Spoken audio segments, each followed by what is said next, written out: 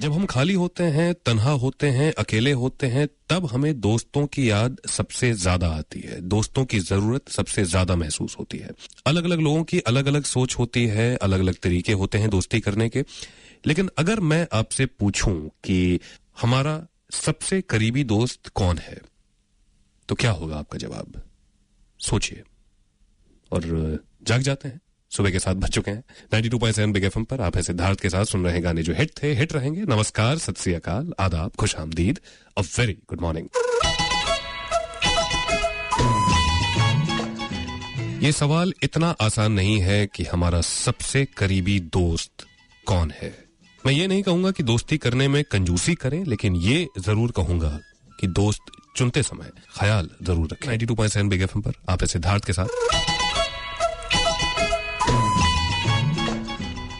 पूरे हफ्ते बात मसाले की करने वाला हूं। नहीं, मैं कोई रेसिपी नहीं बताने वाला हूं आपको। खाना बनाने में मेरा हाथ भी बहुत तंग है, लेकिन मसाला सिर्फ खाने में पड़े ये जरूरी तो नहीं है। कोई भी चीज हम बनाते हैं मसाले की जरूरत तो होती है। अगर हिंदी फिल्मों की बात करूं तो खास करके हम बात करते हैं आजकल 100 करोड़ वाली फिल्मों की, 200 करोड़ वाली फिल्मों की, रोहित शेट्टी टाइप की फिल्मों की, फराह खान टाइप की फिल्मों की। लेकिन इनका बीज कहीं ना कहीं बोया गया अर्ली 70s में।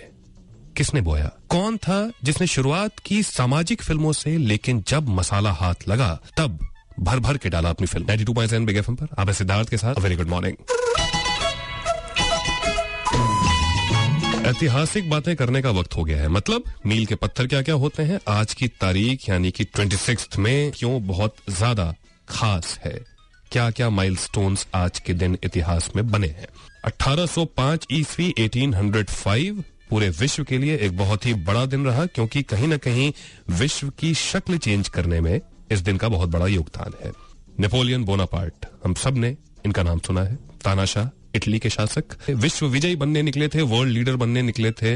हालांकि ये सपना आज तक किसी का पूरा नहीं हो पाया है, ना हो पाएगा। आज के ही दिन नेपोलियन इटली के शासक बने, किंग बने।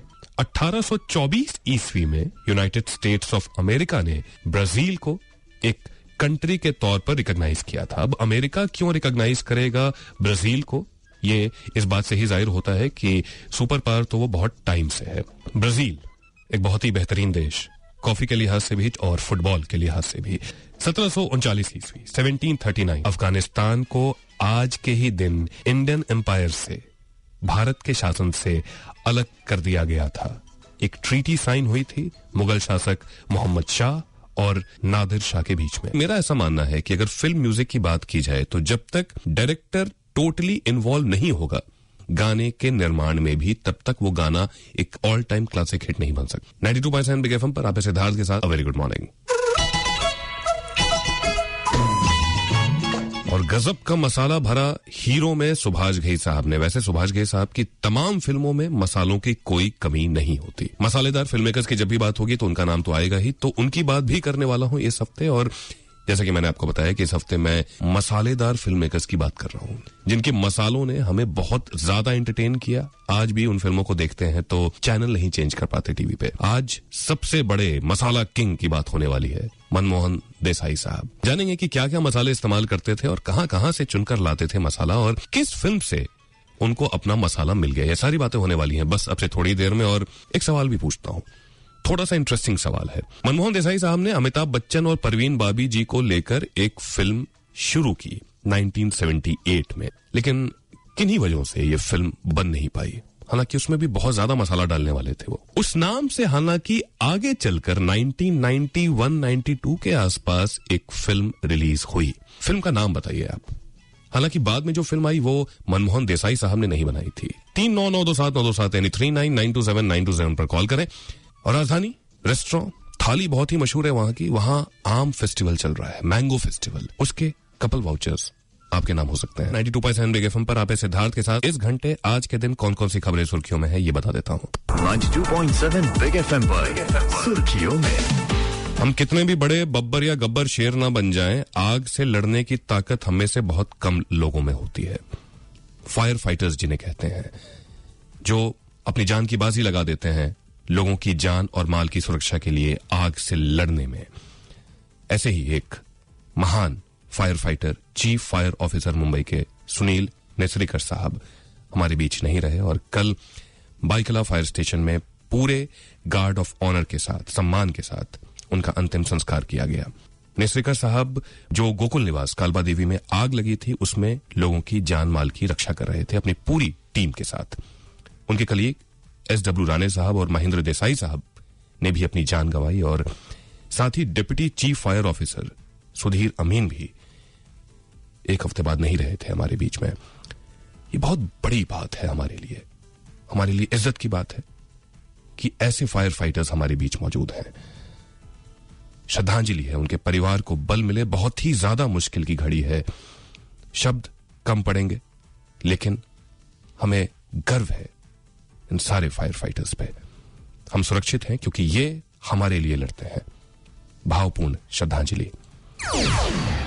और ऑटो वालों को चैन नहीं है क्योंकि 1 रुपए से भाड़े की बढ़ोतरी होने वाली है 1 जून से, लेकिन क्योंकि सरकार ने यह कहा है कि हाकिम कमेटी को अब खारिज कर दिया गया है, बर्खास्त कर दिया गया है और एक नई टीम बनाई जाएगी, नई कमेटी बनाई जाएगी, तो इसकी खिलाफत में 17 जून को पूरे महाराष्ट्र के ऑटो रिक्शा ड्राइवर स्ट्राइक पर जाने वाले हैं। अब हमारे ट्रांसपोर्ट मिनिस्टर साहब जो कि बहुत सख्त हैं, दिवाकर रावते साहब, क्या निर्णय लेते हैं इस बारे में ये देखना बाकी है। परेशानी हमारे सिर्फ जेब पर नहीं है। अगर ऑटो वालों की स्ट्राइक होती है तब क्या क्या परेशानी हो सकती है, जरा सोचिए। और मुझे ये समझ नहीं आता कि क्या हमने कभी देखा है कि हमारे ग्रेजुएशन या पोस्ट ग्रेजुएशन के रिजल्ट्स जो हैं वो टीवी पर अनाउंस होते हैं। जब ऐसा नहीं होता तो CBSE जब अपने 12वीं या 10वीं के रिजल्ट्स अनाउंस करती है तब वो नेशनल टीवी का हिस्सा क्यों बन जाती है या अखबारों की सुर्खियों में क्यों आती है? भाई रिजल्ट आया है, वेबसाइट पर जाके अपना रिजल्ट देखें, खुशी की बात है, मिठाई बांटें। अगर बहुत अच्छा रिजल्ट नहीं हुआ है तो आगे की सोचें। तो आज CBSE के 10वीं के रिजल्ट निकलने वाले हैं 12 बजे के आसपास कुछ, और साथ ही महाराष्ट्र बोर्ड के 12वीं के नतीजे भी आज आने वाले हैं। 13 लाख स्टूडेंट्स दोनों में शामिल हुए हैं। सबको ऑल द बेस्ट और बहुत ज्यादा गंभीर होने की जरूरत नहीं है, बस इम्तिहान ही है। 92.7 बिग एफएम पर आप सिद्धार्थ के साथ वेरी गुड मॉर्निंग। मसालों की बात होती है तो मनमोहन देसाई साहब का नाम बहुत ऊपर आता है। ऐसा मसाला इजाद कर लिया, बना लिया या कहीं से उन्हें मिल गया कि एक के बाद एक इतनी ज्यादा हिट फिल्मों का रिकॉर्ड तो शायद और किसी डायरेक्टर के पास हो ही नहीं। मनमोहन देसाई साहब एक बहुत बड़ा नाम, एंटरटेनमेंट का तरीका कहीं ना कहीं बदल दिया। और आज जो 100 करोड़ की फिल्में हम कहते हैं, मसालेदार फिल्में, फिर वो सिंघम हो या फिर कि दबंग हो, हैप्पी न्यू ईयर हो, ये सभी उसी स्कूल से आती हैं फिल्में, मनमोहन देसाई वाली स्कूल से फिल्में जब बनानी शुरू की मनमोहन देसाई साहब ने तो इस तरह की फिल्में वो नहीं बना रहे थे। 1960 याद करें, अपनी पहली फिल्म, बहुत ही यंग थे मनमोहन देसाई साहब, फिल्म की कहानी थी उनके पास। ऐसा कहते हैं कि दास्तोव्स्की एक बहुत ही मशहूर राइटर हुए हैं, उनकी कहानी व्हाइट नाइट्स से इंस्पायर्ड थी, कहानी पार्टीशन के मारे 2 लोगों की, छलिया। ये कहानी जब वो लेकर गए राज कपूर साहब के पास तो राज कपूर साहब बहुत ही ज्यादा मुतासिर हुए। ये फिल्म आई, एक हिट फिल्म साबित हुई, गाने बहुत ज्यादा चले इस फिल्म के। और उसके बाद जितनी फिल्में आई आगे चलकर, फिर वो ब्लफ मास्टर हो, किस्मत हो, कुछ फिल्में जो उन्होंने शौक से बनाई, कुछ फिल्में जो उनको बनानी पड़ी मजबूरी में पैसे कमाने के लिए। लेकिन वो कौन सी फिल्म थी जिससे मसाला मिल गया था, फॉर्मूला मिल गया था? मनमोहन देसाई साहब 1960s में कुछ 4-5 फिल्में डायरेक्ट की मनमोहन देसाई साहब ने, कुछ शौक से, कुछ मजबूरी में। लेकिन ये फिल्म सच्चा झूठा 1970 में आई, एक बहुत बड़ी हिट फिल्म साबित हुई, बहुत बड़ी हिट फिल्म। और कहीं ना कहीं इससे एक फॉर्मूला मिल गया, मसाला मिल गया मनमोहन देसाई साहब को। 92.7 बिग एफएम पर आप सिद्धार्थ के साथ अ वेरी गुड मॉर्निंग। पूरे हफ्ते मसाला फिल्मों की बात कर रहा हूं, मसालेदार फिल्म मेकर्स की बात कर रहा हूं जो भर भर के मसाला डाला करते थे और हर किसी का मसाला एक दूसरे से अलग होता था। लेकिन उस लिस्ट में सबसे ऊपर नाम आता है मनमोहन देसाई साहब का। सच्चा झूठा ही टर्निंग पॉइंट रहा मनमोहन देसाई साहब के करियर में। 1970 में ये फिल्म आती है और इस फिल्म में सब कुछ होता है, डबल रोल भी होता है, रोमांस भी होता है, एक्शन भी होता है, ड्रामा भी होता है, इमोशंस भी होते हैं, नाच और गाना तो होता ही है, बेहतरीन गाने इस फिल्म के। और कहीं ना कहीं यही एक फॉर्मूले की शक्ल में हमें मनमोहन देसाई साहब की आने वाली फिल्मों में दिखाई देता है। ठीक अगले साल रामपुर का लक्ष्मण आती है, लॉस्ट एंड फाउंड फॉर्मूला अब मिलने लग गया था मनमोहन देसाई साहब को। भाई हो तो ऐसा जितेंद्र साहब के साथ, और 1974 में एक फिल्म जो राजेश खन्ना साहब ने को प्रोड्यूस की, रोटी याद करें, ब्लॉकबस्टर हिट फिल्म। और इन सारी फिल्मों में मनमोहन देसाई साहब तो कॉमन फैक्टर थे ही, साथ ही प्रयागराज साहब, जिन्होंने आगे चलकर भी मनमोहन देसाई साहब के लिए काफी फिल्में लिखी, उनका बहुत बड़ा कंट्रीब्यूशन था। एक ऐसे राइटर जो स्टोरी में मसाला डालने में माहिर थे, और कमाल की ट्यूनिंग हो गई थी मनमोहन देसाई साहब की प्रयागराज साहब के साथ। अब तक हालांकि वो अमिताभ बच्चन साहब से नहीं मिले थे मनमोहन देसाई साहब। 1977 एक बहुत खास साल रहा, न सिर्फ मनमोहन देसाई साहब के लिए बल्कि हिंदी फिल्म इंडस्ट्री के लिए। 92.7 बिग एफएम पर आप हैं सिद्धार्थ के साथ। अ वेरी गुड मॉर्निंग। फिल्मों में मसाले की बात और मसालेदार फिल्म मेकर्स की बात, मनमोहन देसाई साहब का नाम मसाला किंग या मसाला डायरेक्टर्स के लिस्ट में सबसे ऊपर आता है। एक तिलिस्म हुआ करता था उनकी फिल्में कि बहुत ही इलॉजिकल बातें बहुत ही लॉजिक के साथ कि हमें उन पर यकीन करने पर मजबूर कर दिया करती थी उनकी फिल्में। 1977 एक बहुत ही ज्यादा खास साल रहा, न सिर्फ मनमोहन देसाई साहब के लिए बल्कि हिंदी फिल्म इतिहास के लिए भी। एक director simultaneously back to back 4 फिल्में कैसे डायरेक्ट कर सकता है? धर्मवीर की शूटिंग चल रही थी, चाचा भतीजा की शूटिंग चल रही थी, परवरिश की शूटिंग चल रही थी और अमर अकबर एंथनी की शूटिंग चल रही थी। ये चारों फिल्में 1977 में ही रिलीज होती हैं और चारों ब्लॉकबस्टर हिट फिल्में होती हैं। अमिताभ बच्चन साहब ने एक इंटरव्यू में बताया था, हेरा फेरी की जब शूटिंग चल रही थी प्रकाश मेहरा साहब के साथ, तब उसके रशेस देखे थे मनमोहन देसाई साहब ने, और अमिताभ बच्चन की कॉमिक टाइमिंग से बहुत ज्यादा इंस्पायर हुए थे और इसी वजह से उन्होंने अमर अकबर एंथनी में उनको एंथनी का किरदार देने का सोचा। लेकिन वो पहली फिल्म जो शूट हुई थी अमिताभ बच्चन साहब के साथ, मनमोहन देसाई साहब की फिल्म, वो थी परवरिश। और उसके बाद तो दोनों ने कमाल कर दिया, मतलब कमाल कर दिया। 9 फिल्में साथ में की, सारी सुपर डुपर हिट फिल्में, फिर वो सुहाग हो, नसीब हो, आगे चलकर कुली हो, मर्द हो। सिर्फ एक फिल्म जो इस सीरीज में नहीं चल पाई थी वो थी देश प्रेमी। हालांकि आगे चलकर देखें तो 1988-89 के आसपास इस कॉम्बिनेशन का जादू भी थोड़ा सा फीका पड़ा, क्योंकि शायद अब वो फॉर्मूला काम नहीं कर रहा था। गंगा जमुना सरस्वती और तूफान की बात कर रहा हूं। अपने आप में एक केस स्टडी है, रिसर्च किया जा सकता है मनमोहन देसाई साहब पे। कमाल का जादू जगाकर चले गए वो। और एक सवाल मैंने आपसे पूछा था कि अमिताभ बच्चन साहब के साथ एक फिल्म उन्होंने शुरू तो की, परवीन भाभी जी भी थी, लेकिन वो फिल्म कंप्लीट नहीं हो पाई। सही जवाब खुदा गवाह, जो आगे चलकर मुकुल आनंद साहब ने बनाई, सेम नाम से फिल्म, हालांकि स्टोरी काफी अलग थी।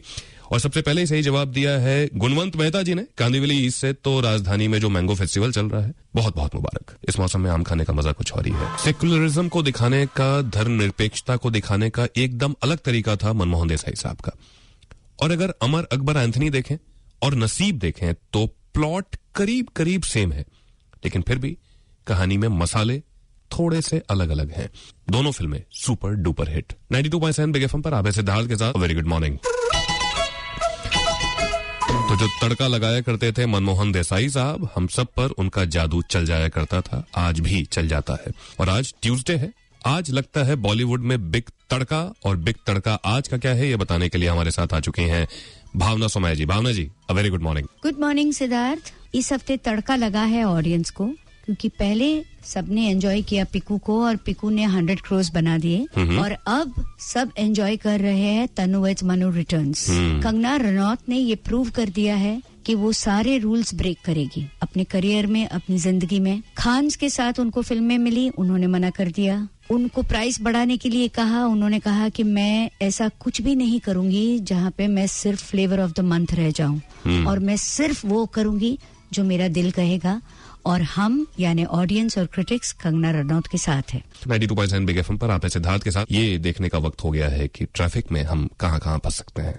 92.7 बिग एफएम पर ट्रैफिक अपडेट। तो वाशी ब्रिज से अगर आप नेरुल की तरफ जा रहे हैं तब आपको बहुत ज्यादा ट्रैफिक मिल सकता है। 30 से 35 मिनट का डिले वहां बताया जा रहा है। थाने बालकम रोड से अगर आप मुंबई नासिक एक्सप्रेसवे की तरफ जा रहे हैं तो 2 किलोमीटर लंबा जैम मिल सकता है। उसके अलावा वेस्टर्न एक्सप्रेस हाईवे पे बैंड्रा कुर्ला कॉम्प्लेक्स से अगर आप सीलिंग की तरफ जा रहे हैं तब आपको ट्रैफिक वहां मिल सकता है।